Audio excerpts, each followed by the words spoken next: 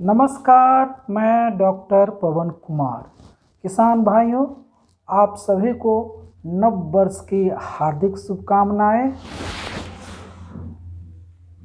लोहड़ी, मकर संक्रांति, बिहू और पोंगल के सभी किसान भाइयों को, पशुपालक बंधुओं को हमारे तरफ से हार्दिक शुभकामनाएं। नव वर्ष में उनका स्वागत है। किसान जाड़े में पशुओं की उचित देखभाल। पशुपालक बंधु, जाड़ा शुरू होते ही आप अपने पशुओं के लिए आवास व्यवस्था, आहार व्यवस्था, उचित रख रखाव और देखभाल शुरू कर दिए होंगे। आशा है कि अपने पशुओं को जिस प्रकार से आप अपने रहने के लिए आवास को गर्म रखते हैं, ठीक उसी प्रकार से पशुओं का भी आवास को, पशुशाला को गर्म रखते होंगे। जिस प्रकार से आप आहार व्यवस्था गर्म खाना पसंद करते हैं, ठीक उसी प्रकार से अपने पशुओं को भी गर्म राशन दाना का व्यवस्था करते होंगे। मुझे बहुत खुशी हुई कि बहुत से पशुपालक बंधु जाड़े के मौसम में अपने पशुओं के लिए पूर्व में ही आवास का व्यवस्था कर लिए होंगे, क्योंकि हवा की सीधी झोंका से बचाने के लिए पशुओं के आवास का कम से कम इसमें कहीं टाट की आवश्यकता हो या मोटे पन्नी के पॉलीथीन की चादर की व्यवस्था हो या फिर बोरे पटसन की व्यवस्था हो, तो उसमें लगा करके अपने आवास को समुचित रूप से ढक लिए होंगे, ताकि हवा का सीधा सीधा झोंका आवास के अंदर प्रवेश न हो और आपके पशु हवा से सुरक्षित रहे, ठंड से सुरक्षित रहे। आहार व्यवस्था में आप इसके लिए, चूँकि जाड़े की रात बहुत लंबी होती है और इसमें भोजन की आवश्यकता अधिक पड़ती है, तो अतिरिक्त भोजन की व्यवस्था उचित मात्रा में कर लिए होंगे।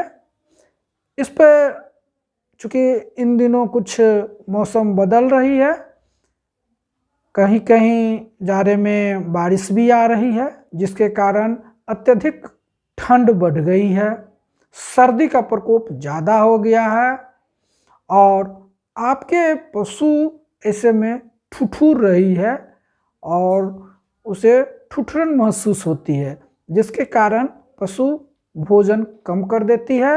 और कभी कभी ऐसा देखा गया है कि अत्यधिक मात्रा में हरा चारा या बरसीम ज़्यादा खिला देने से कभी कभी पेट में अफरे की शिकायत आ जाती है। तो 2-3 बातों को ध्यान में रख करके ये बदलते मौसम में अपने पशुओं को समुचित ढंग से सुरक्षित रख सकते हैं। सबसे पहली बात, आप अपने पशुओं के लिए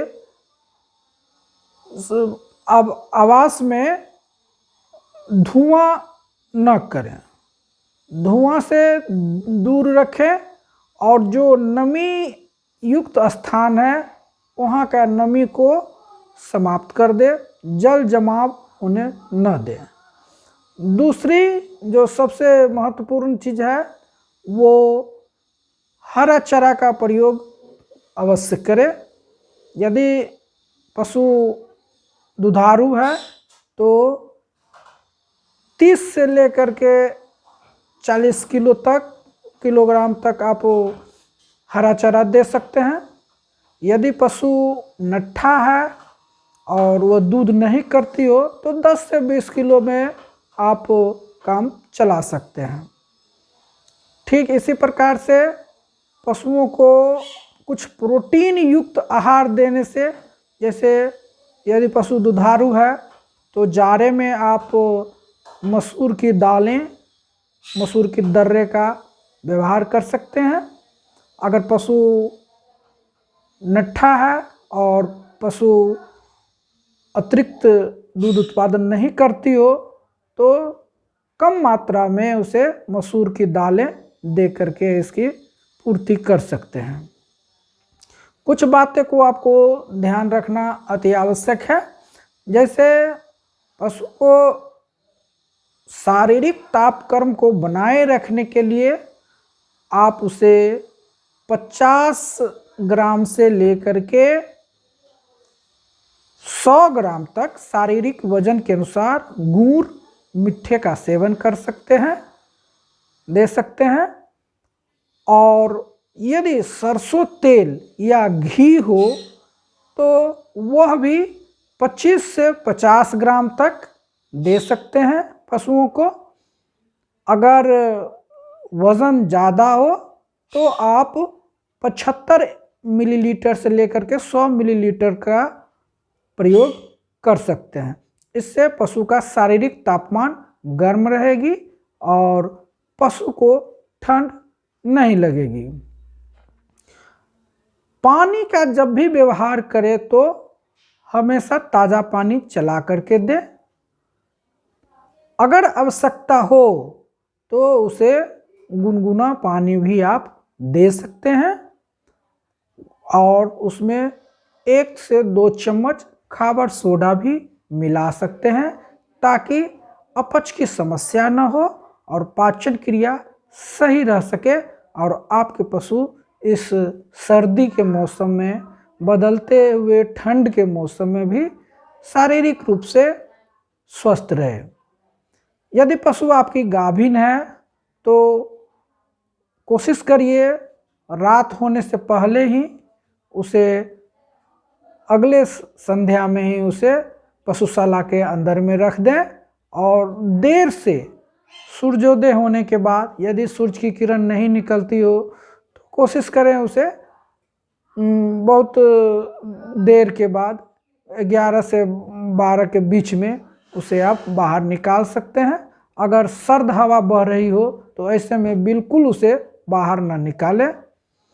आपने जो अपने पशुओं को चट्टी पटसन के बोरे की जो ओढ़ना दे रखी है, वो ओढ़न की रस्सी को हल्का ढीला ही बांधे, कभी भी पेट के ऊपर या गर्दन के ऊपर कस करके डोरी को, रस्सी को नहीं बांधना चाहिए। इससे दुर्घटना होने की संभावना रहती है। और आग तो बिल्कुल ही पशुशाला में न जलाएं। इससे क्या होगा कि धुआं होने से पशुओं को श्वसन संबंधी बीमारियां होने की संभावना रहती है। यदि पशु गाभिन है तो 1-2 बात और ध्यान में रखनी होगी कि इसे कैल्शियम को आप जेल के रूप में व्यवहार कर सकते हैं ताकि पशु को प्रजनन संबंधी किसी भी प्रकार का समस्या न हो, बच्चा जनने में किसी भी प्रकार की कोई दिक्कत न हो। इस प्रकार से इस बदलते हुए जाड़े के मौसम में अपने पशुओं का आहार व्यवस्था, आवास व्यवस्था, उचित रखरखाव, देखभाल करके सुरक्षा कर सकते हैं। धन्यवाद।